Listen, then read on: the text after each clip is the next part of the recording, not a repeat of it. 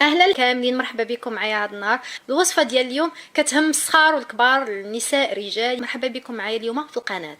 اليوم جبت لكم وصفه خاصه بالمشكل نتاع الفطريات اللي كيكونوا عندنا في الضفر ديالنا. كيكونوا كنشوفوهم مخشبين غلاض، كيكون فيهم فطريات، يعني كنشوفوا الضفر غليظ بزاف، فيه واحد النسبه نتاع السمك طالعه وهكا مجروحين بحال مخشبين. يعني هذه كلها فطريات اللي خصها تعالج وتحيد. وانا جبت لكم اليوم وصفه اللي غادي تهنيكم من هذا المشكل نتاع الفطريات ديال الاظافر ديالنا. ولا كنتو مازالين جداد معايا او لا كتشوفوني لاول مره في القناه، فضلا وليس امرا، الا بغيتو لا جات على خاطركم تشاركوا معايا في القناه، الا عجبكم المحتوى القناه، لا عجبكم الوصفات، لا تابونا معايا في القناه، وما تنساوش تضغطوا على الجرس باش توصلوا بكاع الوصفات الطبيعيه. ما تنساوش لي لايك وتبارطاجيو هذه الوصفه الزوينه هذه في مواقع التواصل ديالكم. الوصفه ديالنا ديال اليوم كتكون من جوج ديال العناصر. عندنا الحامض وعندنا الثومه الحمراء. كنفضل الثومه الحمراء لانها كتكون فيها واحد النسبه تاع الجهد ديالها كتر من الثومه البيضاء. بالنسبه للحامض هو كيعقم وكيقتل لنا البكتيريا والميكروبات اللي كتكون عندنا سواء في الجلد سواء في الظفر، المهم في اي بلاصه كتكون عندنا في الجسم. وبالنسبه للثومه فهي كتحارب بنسبه كبيره البكتيريا وكتقتلهم وكتقتل السموم اللي كاينين وكتعقم لنا مزيان داك البلاصه. يعني هاد جوج المكونات غادي يقضيو مزيان على الفطريات اللي كيكونوا في الاظافر ديالنا.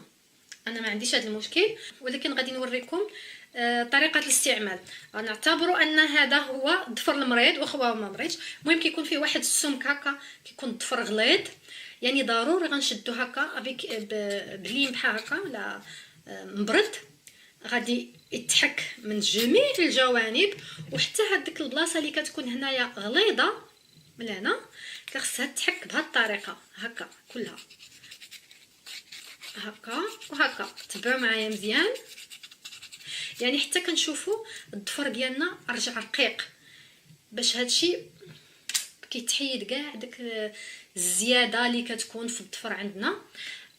فاش كنحيدوا داك الزائد اللي كيكون هنايا كيساعد باش هاد الجوج مكونات يدخلوا مزيان ويعقموا مزيان داك البلاصه ويقضيو على الجراثيم والميكروبات اللي كاينه لداخل. طريقه الاستعمال غنحتاجو غير طريف من الحامض، ما نستعملوهاش كلها، يعني غير الربع ديالها مثلا باش تجينا سهله في الفرك نتاع الضفر.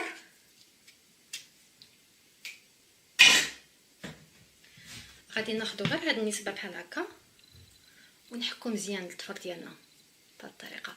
نحكو الضفر من جميع الجوانب ونستمروا على هاد العمليه نتاع الحامض، نحكو بها الضفر لمده 5 دقائق، يعني ما نعياوش ما نملوش.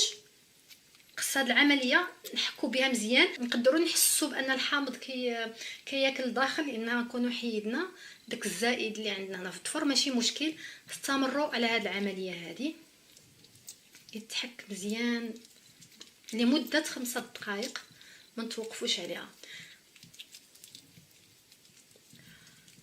بهذه الطريقه من جميع الجوانب، من الجناب ومن الفوق من هنايا، ماشي غير الضفر، يعني نمشيو حتى على داك الجنب نتاع اللحم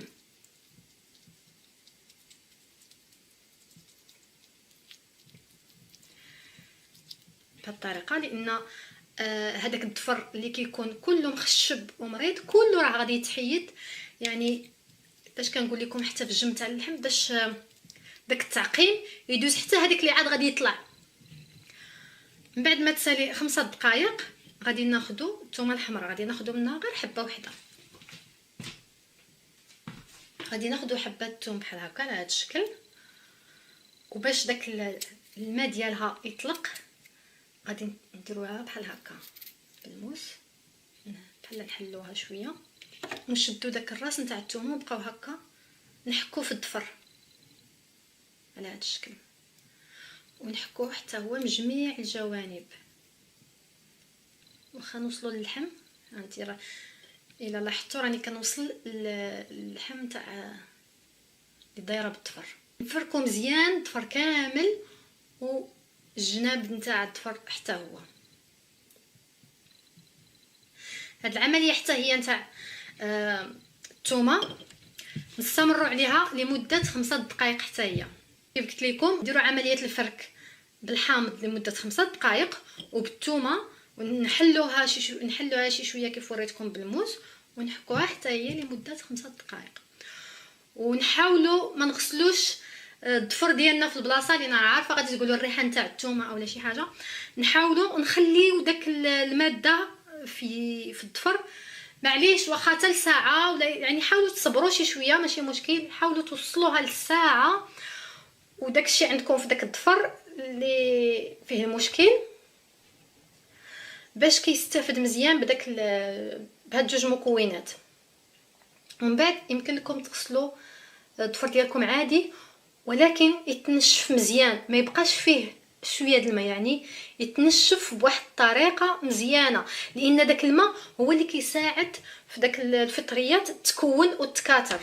استمروا على هاد العمليه هذه كل يوم، يعني ما تحبسوش ما تعياوش ما تملوش، كل يوم حتى تشوفوا الضفر ديالكم طلع جديد. يعني ماشي غير تشوف الضفر الجديد بدا كيطلع صافي نحبس، لا، الا حبستي داك الفطريات غتبدا تاكل لك الضفر الجديد، ما غتخليهش يطلع مزيان.